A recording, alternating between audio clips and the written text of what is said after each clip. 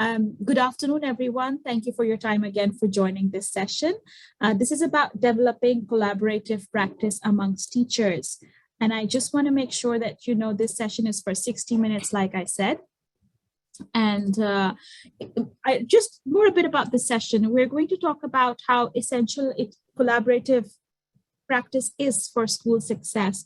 It's more about how teachers can spread best practices in the classroom and create a professional culture of trust and interdependence. So in this session, we will be discussing how about building trust at the first steps of collaboration, as well as the use of lesson study protocols to encourage teachers to work together as a team. I'm very excited to hear about this session and what Judy has to say. And moving on from there, I just want to remind you that my colleague Engin and I are here in the background to support you. If you have any questions at all, or if you face any technical difficulties, please let us know, and we will make sure we are here to help you out. And with us today, I'm very happy to announce we've got Judy Braxton. Have I got that correct? Yes, you do. Amazing. She's a national literacy specialist, and her area of expertise are language arts and educational leadership. Thank you for being here, Judy. We're so happy that you could join us for this session. I'm happy to be here. Excellent. And just before I pass on to Judy, I just want to make sure we cover a bit of housekeeping slides for Zoom. Just make sure you close down any high networking app like Netflix, YouTube. This might affect the bandwidth of your webinar. And we will cover Q&A towards the end of the session. Or if you have any questions, feel free to ask them to Judy, and she can get back to you in the chat box or the Q&A box. I do want to say that we will receive the recording of this session as well. I know a lot of you want to look back at the recording and have this, and perhaps some of you must have missed the session. All the participants who had registered will get a recording of the session after the webinar through an email. You will also be receiving a certificate if you've attended the live session of this webinar. That will also come to you to your email. And I just want to remind you to make sure we want to make this as interactive as possible and engage with us, interact with us. And you've got the chat box and the Q&A box where you can do that. But also on the right side of your screen where your chat box is, I think it's set to host and panelist right here. So if you can click on the drop down button for me and select everyone there. I think right now it's set to host and panelist, so only me and Judy can see your comments. If you can click on that and select everyone, so click on the drop down here and select everyone, then everyone, your peers and colleagues can see your comments, and we can keep this more interactive. I will stop sharing my screen at this point and pass over to Judy and let her begin. Thank you, Judy. Okay. All right. I'm going to share my screen. Good afternoon, everyone. I think it's close to evening there. Here where I am, it is very early in the morning. So we are going to get started. I put a link in the chat box if you care to use that as well. That is a Padlet. And if you double click anywhere, it's kind of like a bulletin board that we can share today. And you'll see that I refer to the Padlet as I go through the session. So anytime you want to put something in the Padlet, and there are many, many resources in this PowerPoint that we are happy to make available to you to help you with your intentional collaborative practice. And that's exactly what we're going to be talking about today. Intentional collaborative practice, what is that all about? Teachers collaborate all the time in a very casual, kind of informal way. We meet in the hallway, we say, how's it going? We might tap on each other's door and say, do you have something for teaching negative integers or for teaching verb conjugation? We ask each other questions. We say, hey, I found the best website for whatever. And all of that casual, informal collaboration is wonderful. But what we're talking about today is going to be intentional collaboration. And there's a little bit of difference there. There's a little more vulnerability, a little more being open to your colleagues and learning how to give and take feedback in a meaningful and purposeful way.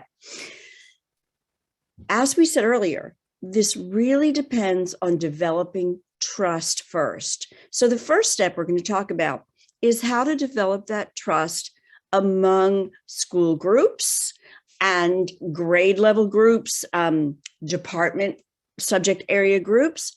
How are we going to build trust? How are we going to build that one team, one school mindset, that we are all in this together, that we all have a very similar goal? So we'll talk about developing trust, building mission statements, trust building activities, and of course, keeping in the back of your mind that whenever people work together, conflict is sure to erupt. Sometimes it's good conflict. Good conflict is an exchange of ideas that takes place in a friendly, cohesive kind of a way, but sometimes conflicts can be kind of negative. So we need to keep in mind that we have to have protocols, kind of keep them in our back pocket, have them ready in case there is a conflict that needs to be resolved in order for the group to get back to that one team, one school mindset. And then we'll talk about some very specific intentional collaborative protocols, mentoring new teachers, collaborative book studies, my absolute favorite, collaborative lesson study, and then the tuning protocol. Now, any of these intentional collaborative protocols can be used together. They can be used in unison, or they can be used individually. Okay, and then of course, we always celebrate group success. So begin by defining intentional collaboration. It's systematic. You have a plan, you have a start point, you have some check-in points along the way. There is a system. It follows protocols. There's designated time. Of course, informal and the collaboration that happens all the time, it just happens by chance. That kind of informal collaboration. But intentional collaboration has a designated time. There must be time for teachers to meet together. Ideally, we have some collaborative planning time. If that planning time is not regular, perhaps your administration can set aside time for you to be together. Maybe, provide someone to substitute in your classroom so you have that time. But hopefully you have collaborative planning time, you have times that you meet already regularly, and these designated times can be used for intentional collaboration. Designated protocols. I can't stress enough that we have to have some designated protocols, including setting group norms in order for intentional collaboration to work. Intentional collaboration shines a spotlight on learning outcomes. Often it's one learning outcome at a time so that you can polish something that you're already doing, whether that's concepts, strategies, standards that you want students to achieve. It's shining a light on it and saying, how are we going to make the student learning experience better? How are we going to improve students' performance on a set standard? Or how are we going to improve student understanding of a particular concept? Down at the bottom of the screen here, you see a resource. All along the way, I've provided the resources that you can use to continue to dig into intentional collaboration.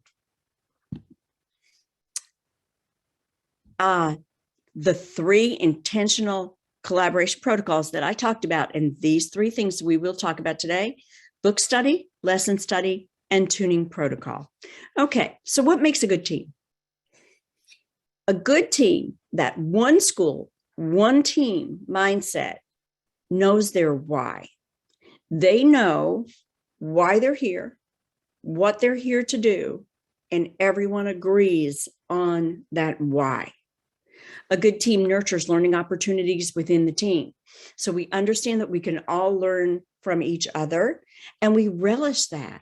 We really take the time to find out, hey, what is it you do best? When I taught elementary school here in the States, one of my colleagues was fantastic with new math concepts. And she would often come to our lunchtime, our teacher lunchtime, in order to teach us right before we went into the classroom what we were going to be doing next, because some of us were really struggling to understand these new standards and new math concepts. And boy, she had it. And so she would take a few minutes away from her classroom. Our administrator would provide her with the time to come in and teach us several days in a row what we needed to do next with our students. That's the idea of one team, one school. We're all in here together. I'm going to help you. You're going to help me. Each of us has our talents and we're going to share them. A good team expects and knows how to deal with conflict. It's to be expected.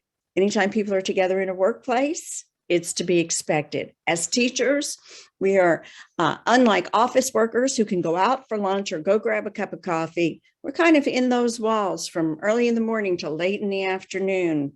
We don't leave the premises much. And so we're together all the time. And it's just like a family. Conflict is going to arise. We need to have those protocols ironed out in advance and determine how to use those protocols to resolve those conflicts.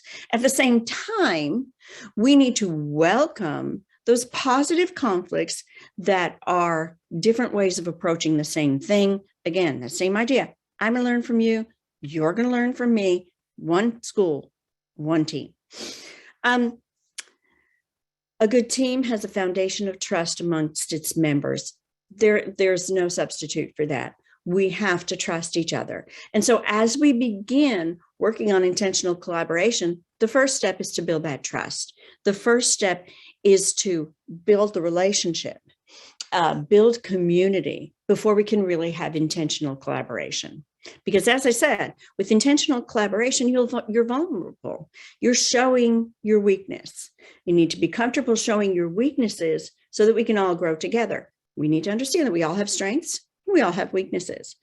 Hopefully my strength can help your weakness and your strength can help my weakness. And together, that same goal, better learning outcomes. A good team has a facilitator, leader, or shared leadership, but there is a leader, whether that is a curriculum specialist at your school administrator, an academic coach. There needs to be a leader. One of the reasons for that leader is to have a person who takes charge when conflict does arise and who implements those conflict solving protocols so that the group can iron out differences and move along smoothly. But there should be a leader or perhaps some shared leadership. Okay, so now we're going to talk a little bit more, and I hope that you'll interact with us a little bit more, and you can always post on the Padlet. Determining your why.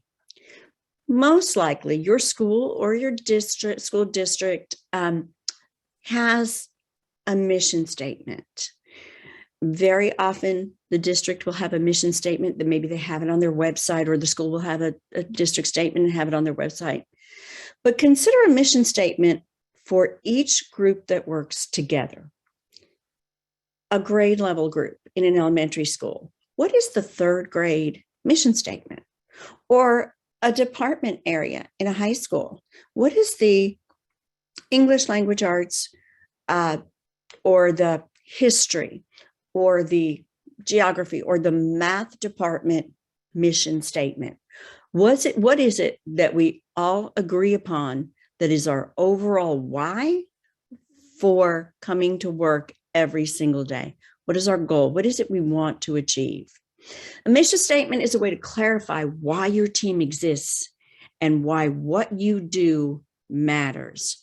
Now, down here at the bottom of this page, I have a resource that will help you build your mission statement. So as you're building that mission statement, it's a short statement of why your organization or your group exists. What is your overall goal? What is the goal of what you do, the goal of your operations? So what you do, how you do it, and why you do it is your mission statement. One way to begin your collaborative practice to bring your group together is to create that joint mission statement. Create it together, enact it together, and that's really the first step in intentional collaborative practice. So my idea for this was that you would have a chance to talk now and talk about ideas that you would have for your mission statement. As I said earlier, I provided that link in the chat for Padlet.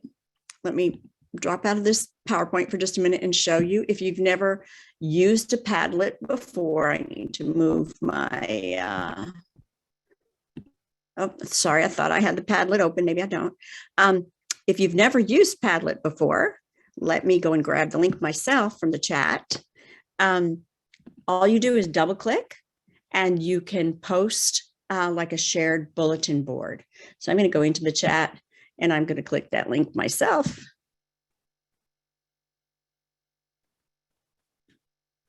And give it just a second. So this is our shared team building Padlet. Padlet is a free resource if you've never used it before.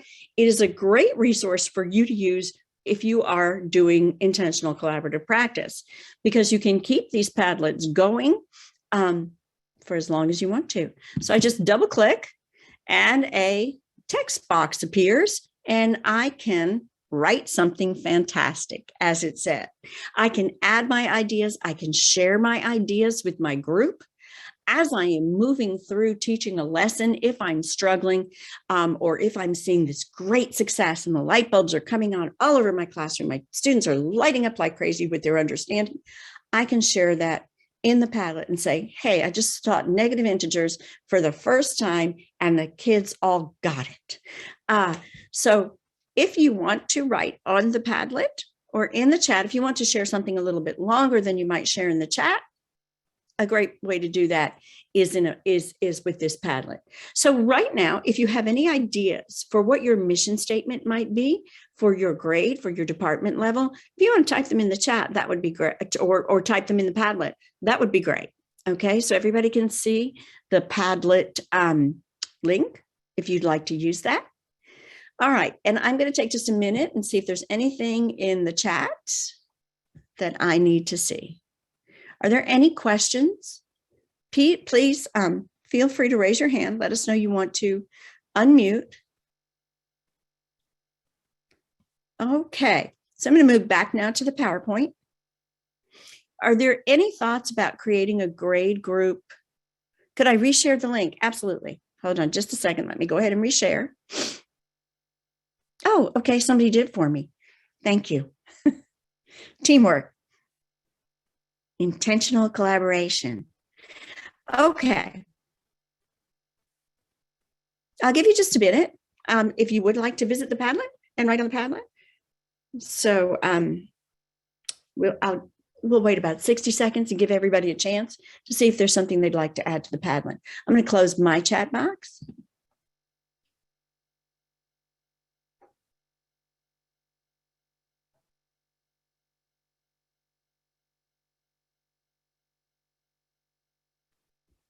Oh, I see somebody wrote hello. And notice I can rate that. I can give it a star. I'm so glad to see it.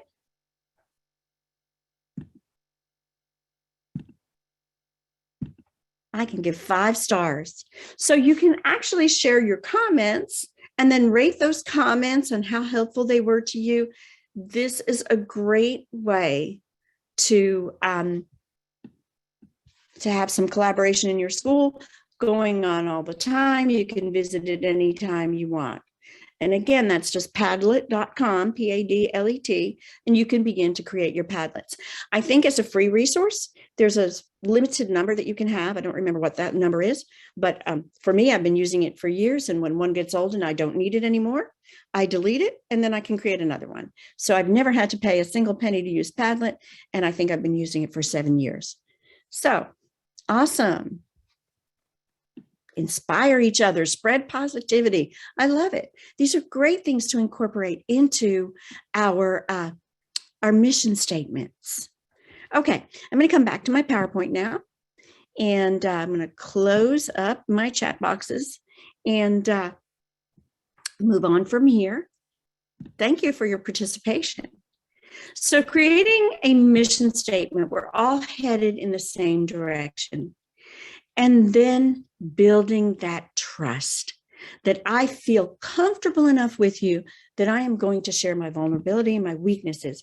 You know, and listen, I don't want to sound immodest here, but I was a pretty good teacher. I taught school for 33 years. I still have children. I call them children. They're 30 years old and more. I still have students who come visit me. So I think that's a good sign that I was a good teacher. But I had things that I struggled with. So you can be a fabulous teacher, but still improve your practice. So why is trust important? It lowers your sense of vulnerability. You engage in new and uncertain tasks, knowing you have support on under each arm, under your wings. You have the support of your colleagues. And that is amazing. In my 33 years, I don't remember how many different schools I taught at, but only in the very last school did I encounter that one school, one team mindset. And it was one of the most successful schools in the state of Florida where I live. It is a school where all of the students are low socioeconomic status. So it's an underprivileged school. It's what's called one of Florida's exceeding expectation schools, because no one expected that these students could achieve at the very highest level of the standards, because we all think low socioeconomic students probably, aren't going to succeed. I don't know why, but that's a common misconception. This school soared, and it has soared for 25 years. And I truly attribute it to that one school, one team mindset. If I can't figure out how to get this across to my students, somebody's going to come help me. Okay, it facilitates public problem solving. You understand that it's okay to say, hey, this is not going well in my classroom. Can anybody help? It undergirds a highly efficient system that is part of a school-based professional community. That one school, one mindset, we are going after this goal and we are going to get there. And it sustains an ethical imperative to advance to do the very best in the interest of your students. And I cannot tell you how important that is. Again, another really great resource for this one team, one school mindset, and the idea of trusting your colleagues is right here on the bottom. And we're going to make all of these resources available to you. Building trust among teachers. Engage the full faculty in activities, discussions related to the school's mission. Remember that mission statement, your vision, and your core values. Make sure all of your new teachers feel welcome. Create and support meaningful opportunities for teachers to work together collaboratively. That's the idea of that designated time. Identify ways to increase or improve faculty communication and make building relationships a priority. It is as important as anything you teach, because in the end, it will make what you teach so much better. Choose professional development that promotes relationship building. Team building activities.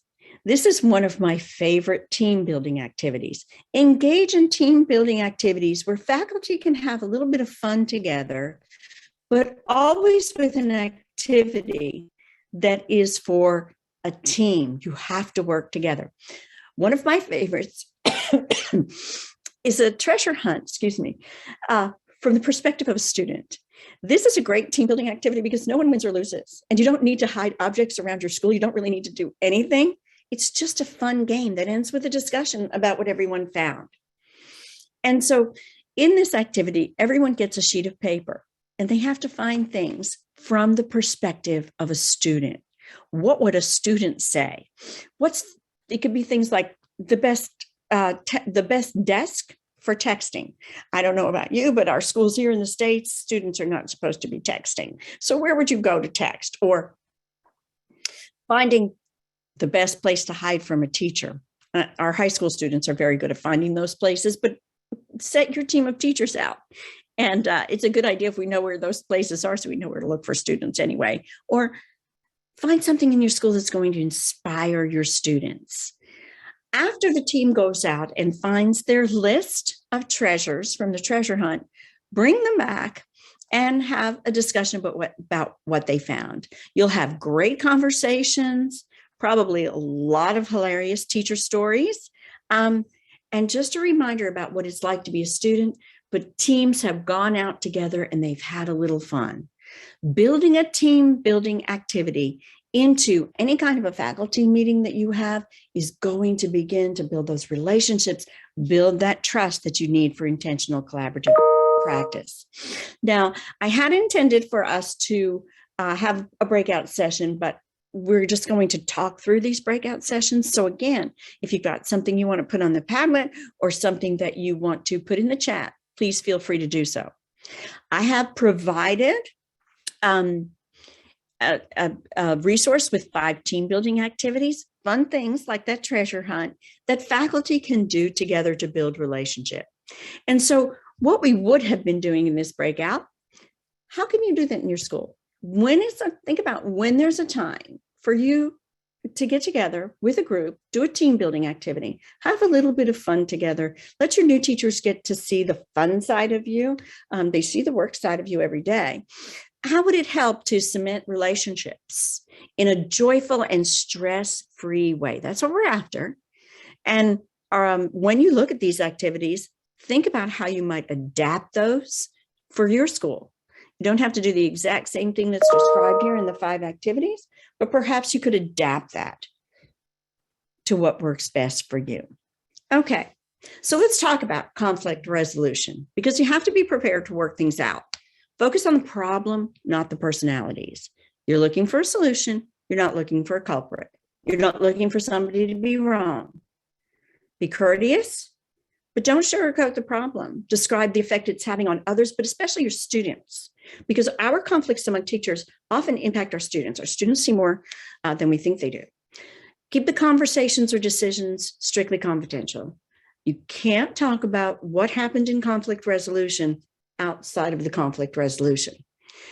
Rather than impose a resolution, look to the participants to come up with one together. How are you going to work this out? How are you going to work together? Chances are we're not going anywhere. You know, sometimes teachers teach in one school their entire career. Well, we're not going anywhere, so we have to work things out.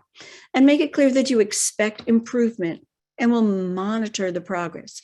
This is where leadership comes in. Those designated leaders who are going to lead your intentional collaboration have to be prepared to work out that conflict. Okay, so let's put it to work. How do we do it? Mentoring new teachers, book study, lesson study, tuning protocol, and then data meetings. Data meetings are that all-important conclusion to intentional collaboration. Because what we want to do is to be able to produce some unique data that is shared among the teachers of the group. When we do that, we can then achieve data-driven instruction, which we know is going to really help to meet the needs of our students. So let's talk about mentoring. And before I move on to that, let me check the chat. I don't see anything new in the chat. But again, okay, I do see one thing. How far can we go with collaborative practices before we reach a point that we deny the individuality, liberty, and creativity of teachers in their classrooms? Would you encourage unified lesson building? Yes, absolutely unified lesson building in order for us all to be able to cover the same standards or important concepts. Now, the activities within a lesson plan can be varied. And that's where teacher creativity comes in. But for intentional collaboration, that creativity should always be shared. So, and that's a really good question. So when does the teacher individuality and creativity come in here? We don't want to deny the creativity of individual teachers. We want to celebrate it. We want to share it. We want to make them superstars and rock stars because, hey, not only did you have a great idea, but then you shared it with me and you helped me, which is what a lot of our casual and informal collaboration does anyway. It's just that we're going to share it with the entire group who is going toward the same goal. We have our mission statement. Anyone who is encapsulated under the same mission statement should get the benefit of our creativity. So while we might create a shared lesson plan with shared objectives, shared standards, and a shared assessment of the learning, an innumerable number of creative activities could be used to reach that end. But the idea of collaborative practice is that you're sharing them. Not that you don't have them, not that they aren't great, not that creativity is not always to be celebrated. It's just also always to be shared. So I hope that answered your question. And then we have another new message. Good. So, whoops, let me close the chat box. Be willing to share. Mentors should always be willing to share their knowledge, skills, and best practices, because we're doing that all along. We're showing our teachers, our new teachers, how they move through that transition from their university to their classroom. Big transition.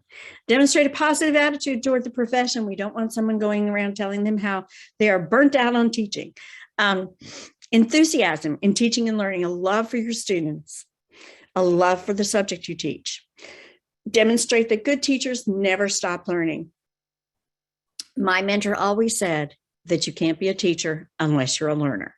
And learning something new is, it's from day one until you retire from practice. Provide frequent constructive feedback, be supportive, encouraging, and constructive. And we're going to talk a little bit about feedback in a minute. Demonstrate the ability to work as a member of a team. And again, maintain that total confidentiality. Now, I want to talk a little bit about collaborative book study. I had intended for us to go into this resource. It is one of my favorites.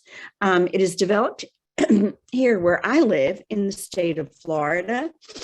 I will put the resource in the chat, the link. It is a tool for collaborative book study, developed here in the state of Florida by the Florida Department of Education. It is a protocol that I have used many times for book study. Even here at McGraw Hill, we often engage in book studies with our customers around the world, and this is the protocol that I use. This is a great way for developing teacher expertise together, improving performance and enhancing student learning through deliberate practice. And again, it's collaborative. What sets, and this is one of my favorite quotes from this resource, what sets an effective book study apart from an ineffective one lies in both the initial planning of the book study itself and the utilization of the knowledge, skills, and practices acquired. So what we take from that book, we need to use. I'm going to go here for just a second. And I want to stay long because we have some time constraints and I have lots of stuff here for us to get through. But I do want you to see how extensive this book study resource is. So I hope that you will take the time to look at this. It is from the Florida Department of Education. And it's just a fantastic guide for guiding your book study. Build your learning team, select a book, and create goals for your book study. Establish group norms. And here's another great resource, creating synergy through group norms. But as you look through this is going to tell you wonderful, wonderful ways to set up book study activities, what procedures will govern meeting attendance, what procedures will govern how we talk together. So setting your group norms here.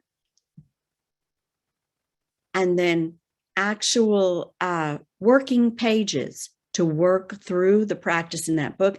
As I said, I've used this book study many, many times, and it has always been one of my absolute favorite go-tos for collaborative book study.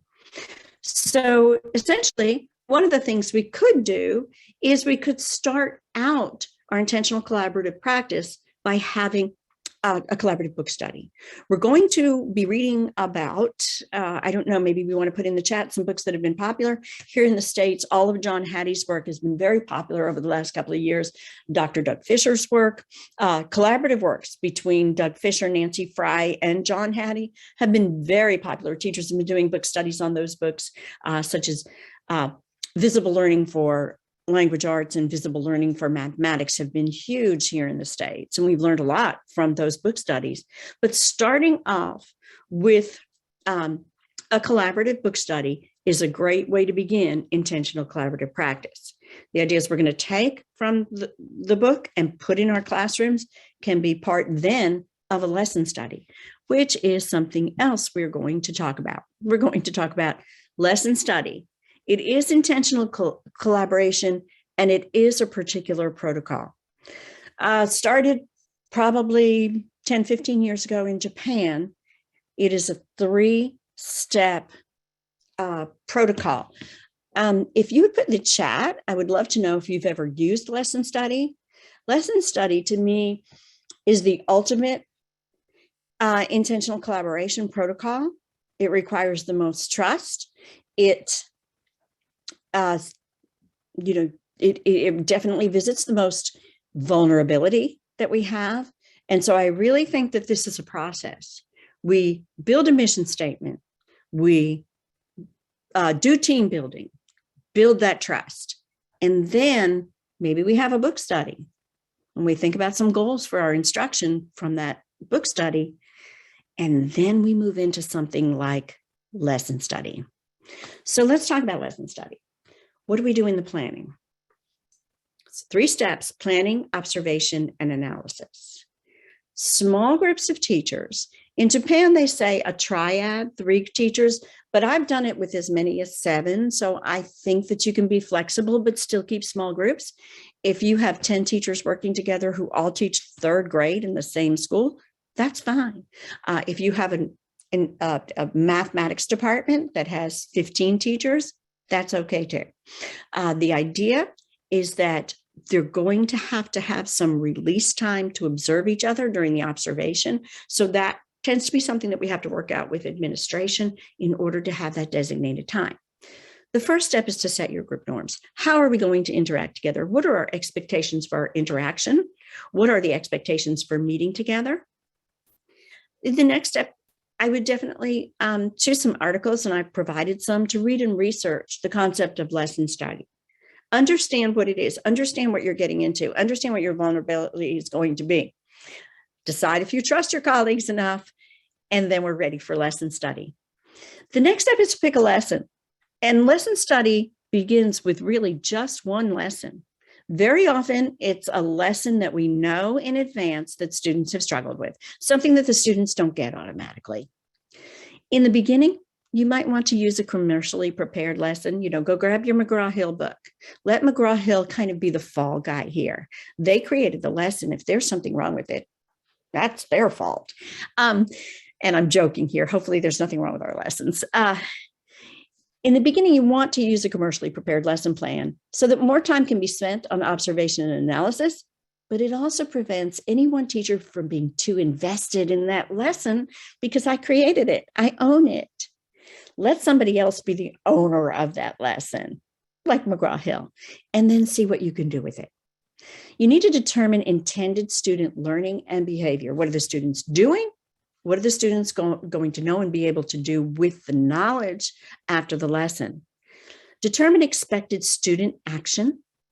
Anticipate the difficulties in learning. What makes this a struggle?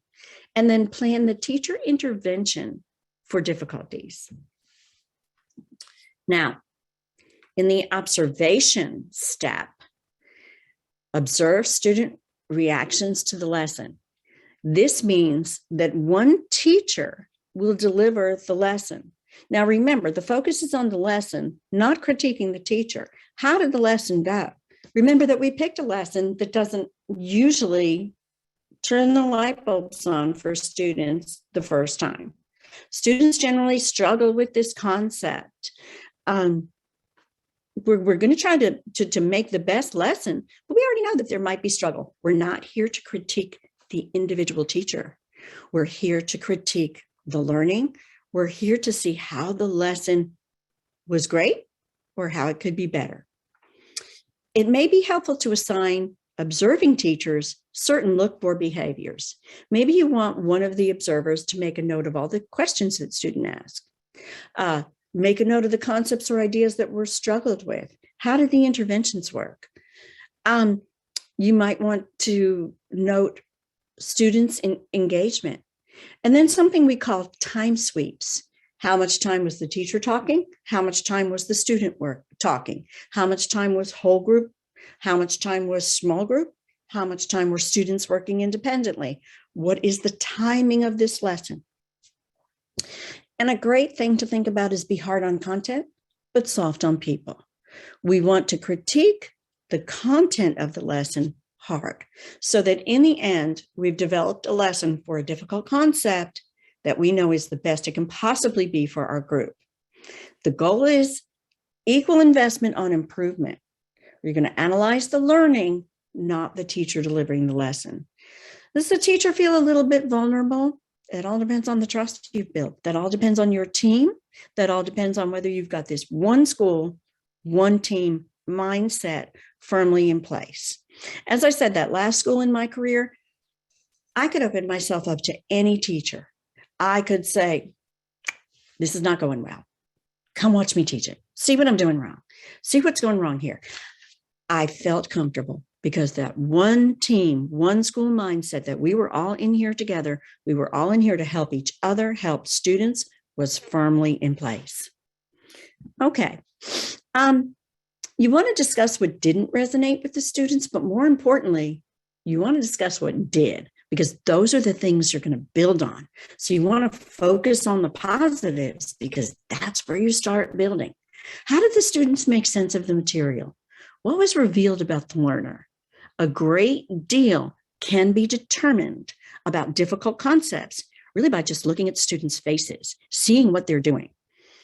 It's important for the observers not to interact with the students too much because that really throws off what the lesson would look like in reality. In reality, we don't have 10 teachers in a room at one time. We have one.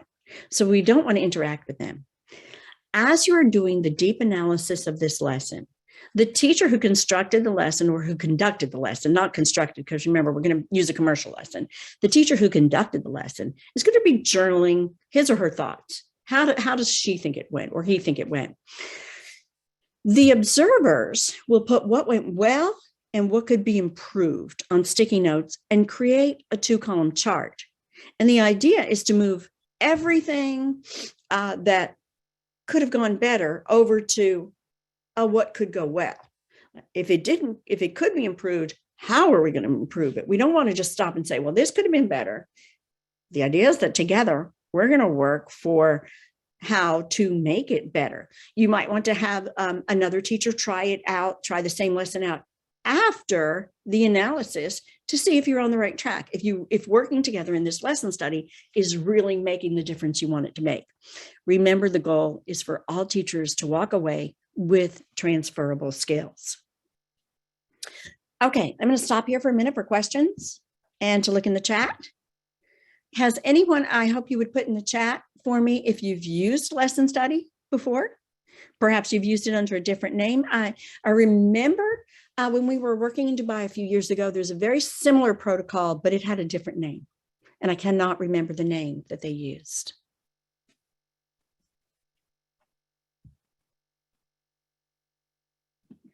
Okay.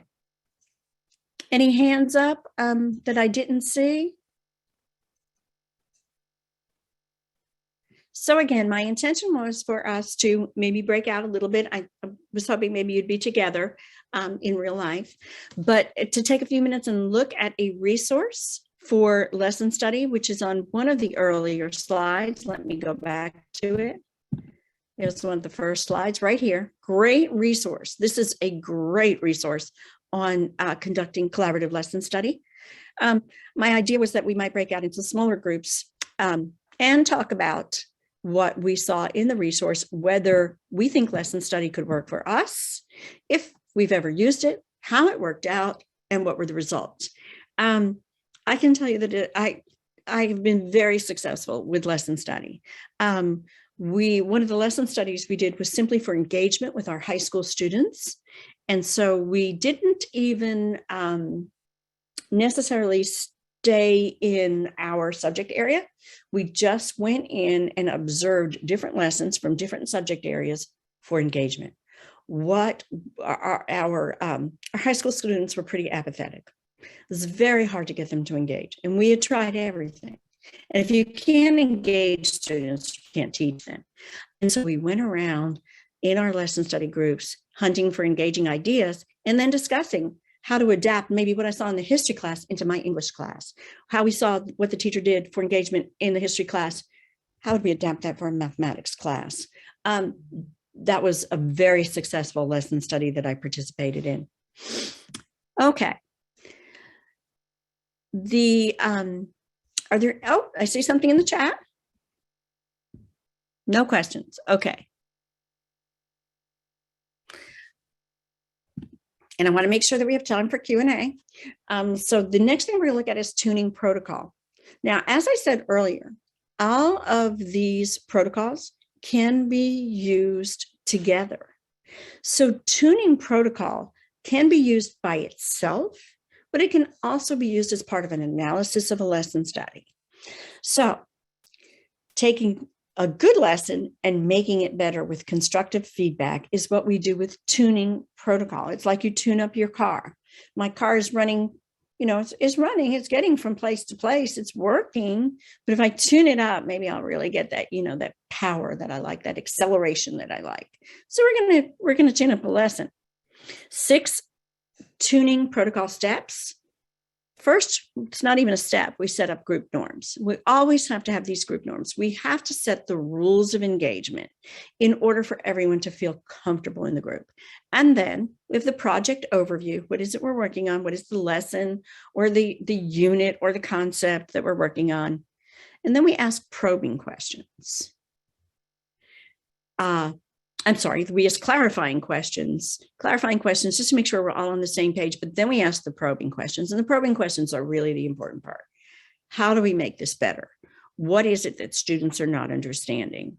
What is it that students are finding as kind of a roadblock and maybe shutting down? They can't get past that to learn the larger concept. Discussion, reflection, and then we debrief on what we've done to construct a better lesson, how we've tuned up a lesson that's already working, but maybe not working optimally. And again, another really great resource here on the tuning protocol. I want to talk a little bit about feedback. The Power of Feedback is a great book, again, by Dr. John Hattie and Helen Timperley. If you're not familiar with this is a great protocol to even teach your students about how to give each other feedback. And it's very, very simple because it's just 3 rules: feed back, feed up, feed forward. With feedback, we mean that you're feeding back some of your collaborating teacher's own words. With students, we say, perhaps if they are collaborating and reviewing, doing peer reviews, you've got to say what it is your collaborating student wrote. What did they write? You've got to have that in your feedback. You've got to be specific to their work. Kids here in the States like to say, OMG. OMG, that's good. Well, that's not what my partner wrote. OMG is not feeding back. Feed up. Feedback should always help your collaborating peer work toward the goal. What is the intended learning or the objective for this lesson? So your feedback should always discuss the objective. So 2 steps already. Talking to them directly about what they wrote or what they taught or what they said or the lesson they created by including those words in what I'm saying, showing that, I really did look at the work. Everything I'm talking about is moving them closer to the objective for the lesson, and then feed forward. Give specific next steps. Give someone at least one thing they can do when they walk away from the meeting or the conversation that they can go put in place right now to tune up a lesson and make it better. So again, all of this can be incorporated into your lesson study analysis. Or if you're not doing lesson study, perhaps you haven't yet figured out how to do the designated time for a group of teachers to go in and have their classrooms covered while they go in and visit another teacher and observe that teacher. Maybe you haven't worked all that out. You can still do lesson tune-up. You can still follow the feedback protocol, working your way toward perhaps having that designated time to do lesson study. Okay. And then finally, we want to move into student data. Everything that we are doing as we are moving in intentional collaborative practice should be focused on collecting common sets of data. It is best when you are engaged in lesson study to use common assessments. If we're building a lesson together, we're planning it, we're observing teachers teaching it, we're analyzing it. At the end of the process, we should have a common assessment to determine if the learning occurred. Work collaboratively at the school and the district level to design these assessments and to understand that this is what we're doing. We want to establish colleague and administrator buy-in for data meetings and data action plans. Again, it's that designated time. I see there's something in the chat, so I'm going to stop for just a minute and look at it. Yes, please share collaborative book study and study lesson related resources. I'll be happy to we can send the PowerPoint out with all of the links. And at the end of the PowerPoint, there's actually a resource page as well. So I am happy with sharing that to your group. If there's a group leader, we can send it to. I'm happy to include that presentation in the email that you guys will receive as well. Awesome. We can send it to you along with the recording of this session, if that makes sense. Yes, I'm glad you want it. That makes me so happy. Please, thank you very much. Yes, sure. We can add the presentation and also the recording if that's helpful. And absolutely. And every one of these links is here. So, and you'll have the recording as well. Use models from the achievements of classes, departments, schools, anyone who's using data to drive instruction, use them as models. Of course, we want to leverage technology. If the data is easily accessible to teachers for data meetings, that's key. We have to be able to get to that data. Set thoughtful data points to track. If we had lesson study, that's a data point, right? We want to see the data from that lesson. Avoid the pitfall of gathering too much information. That's why you want to focus on essential data points. And when we are looking at the data, we're going to identify gaps and opportunities. What are we seeing that is not going well? And what are our opportunities for improvement? If you are using McGraw Hill products, all of our products have data gathering happening in the background. It's being done for you. And so that's one thing I like. For example, our StudySync, our English language arts product, actually has a reteach feature that says, hey, I've gathered all this data for you, and this is where your students need reteaching. So if you've got something like that, that's a great way to leverage your technology. Technology has made common data and data gathering and data-driven instruction so much easier than it was back in the day. I started teaching in 1980 and we had no technology. We didn't even know what it was, right? Okay, build lesson plans with student data in mind. So that's planning with the end in mind. I'm sure you've heard that phrase before. How are we going to assess the learning? What's the common data point we're after? And collaboration is a key element of success when you're implementing data-driven instruction. When you have common data, you can say, hey, these are our gaps. This is what we need to do a lesson study on. This is what we need to do a book study on. This is what we need to do tuning protocol on. We need to do something because there are some gaps here and these lessons need to be improved. It's not that they're not good. It's not that everyone is not trying. You don't go into education as a profession if you're not here for the students and you're not teaching your heart out already, right? That's something to understand with the one school, one step, one school, one team concept. Everybody's teaching their heart out. Everybody wants the best for their students. How are we going to help each other do that? Okay. And then finally, always showcase success. Showcase that group's success any possible way you can, including announcing to your faculty that, hey, this sixth grade team just did this and it was outstanding. They worked together, and look at the data from this. Okay, a couple of things in the chat, and we're ready for any additional Q&A. We have about 2 minutes left. Okay. All right. So about 2 minutes left with our time together. Are there any other questions that you have? We're going to provide all this information to you, all of the links, and there are many, many worksheets for teachers and things to work through. Please elaborate more about collaboration between subjects like math and history to get students more involved and engaged. Okay. A lesson study that I was part of at the high school level in 2010, I had tried everything. I played the current hit songs and, things to get my students engaged in writing and talking about the text we were reading. I was an English teacher, and my kids were flat. And nothing I was doing was really sparking them. But they loved to go to the American history classroom. That was their go-to subject of the day. I got to get to Mr. Summers' class. And, I thought about it, and I thought, well, I have 4 children of my own. Mr. Summers was always their favorite teacher. American history was always their favorite class. Let's do a lesson study just around engagement, and let's find out why these kids love to go to Mr. Summers' class. And so we did. I formed a group of 7 teachers, and we went to visit engagement. And one of the things that I remember, because it's quite a long time ago, is that when we walked in, he had a very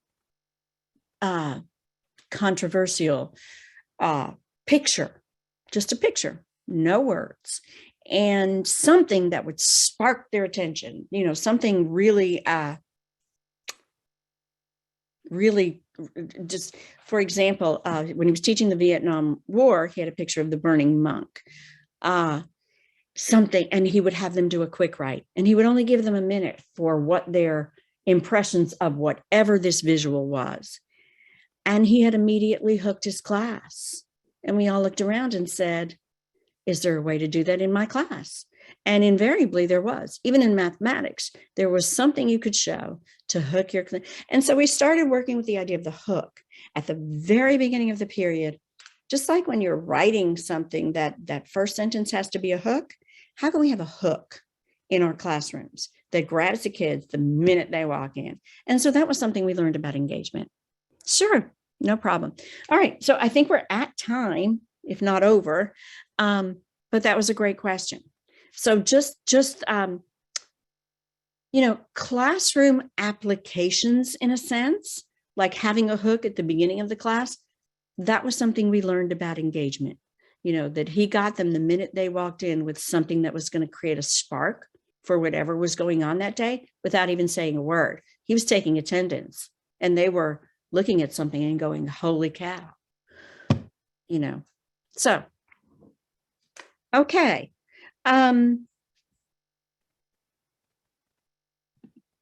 So I think the idea from that is that when we were looking for engagement, we were looking for classroom practices that were transferable among, the subject areas.